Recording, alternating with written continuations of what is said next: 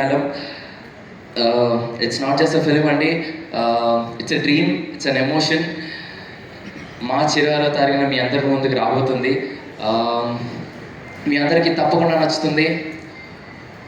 And ఈ సినిమాలో చేసిన ప్రతి ఒక్కరికి చాలా చాలా థ్యాంక్స్. మా అమ్మ నాన్నకి, చేసిన ప్రతి ఒక్క క్యారెక్టర్ ఆర్టిస్ట్కి, అండ్ నా ఫ్రెండ్స్ అందరికీ, కొరియోగ్రాఫర్స్కి, పేరు పేరున అందరికీ చాలా చాలా చాలా థ్యాంక్స్. టైం అవుతుంది కాబట్టి అందరి పేరు చెప్పలేకపోతున్నాను. బట్ ఒక విషయం అయితే ఖచ్చితంగా చెబుతున్నాను. మార్చ్ 26న బ్యాండ్ మేళం అనే సినిమా రాబోతుంది. ఈ యాదగిరి మిమ్మల్ని ఏడిపిస్తాడు, నవ్విస్తాడు, బాధపడిపిస్తాడు. అన్ని ఫీలింగ్స్ మీకు ఖచ్చితంగా తెలుస్తాయి. బ్యాండ్ మేళం అనే సినిమా మీకు తప్పకుండా నచ్చుతుందని నమ్ముతున్నాను.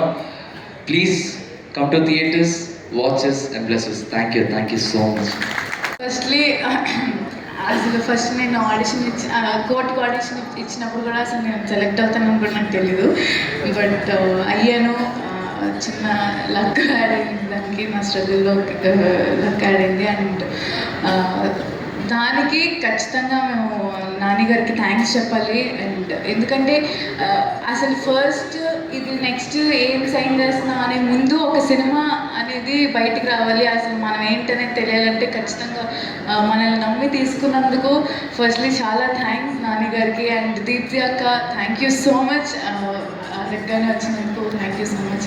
అండ్ కోర్ట్ అనేది చాలా చాలా చాలా పెద్ద బ్లెస్సింగ్ నాకు. ఎందుకంటే దానికంటే ముందు అసలు నేను ఓకే ఇన్స్టాగ్రామ్లో తెలుసు, బట్ కోర్ట్ తర్వాత అందరి ఇంట్లో జాబులి చందు జాబులి అనుకుంటా అందరూ ఓన్ చేసుకున్నారు. ఎటెళ్ళినా చందు జాబులి అండ్ ఇప్పటికీ అదే క్యారీ ఫార్వర్డ్ అయింది. మా ఇద్దరిని చాలా ఓన్ చేసుకున్నారు.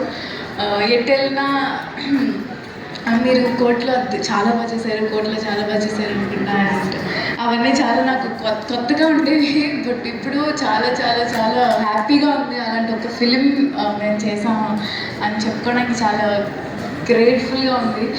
అండ్ ఆఫ్టర్ కోర్ట్ అసలు ఏంటి అని ఆలోచిస్తున్నప్పుడు బెక్కన్ గారు నాకు కాల్ చేసి కలమని చెప్పారు. Thank you so much sir.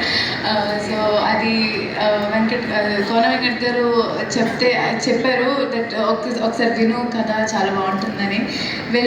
విన్నాను. అసలు చాలా చాలా బాగా అనిపించింది. 2.5 hours మా సతీష్ గారు నుంచోనే కథ చెప్పారు. అండ్ ఆయన ఎంత డెడికేటెడ్గా చెప్పారంటే అంత బాగా చెప్పారు. అండ్ నాకు చాలా చాలా నచ్చిన పార్ట్ ఏంటంటే క్లైమాక్స్. సో ఆ క్లైమాక్స్ అసలు నేను అన్ఎక్స్పెక్టెడ్ క్లైమాక్స్ నాకు ఉండడం. అండ్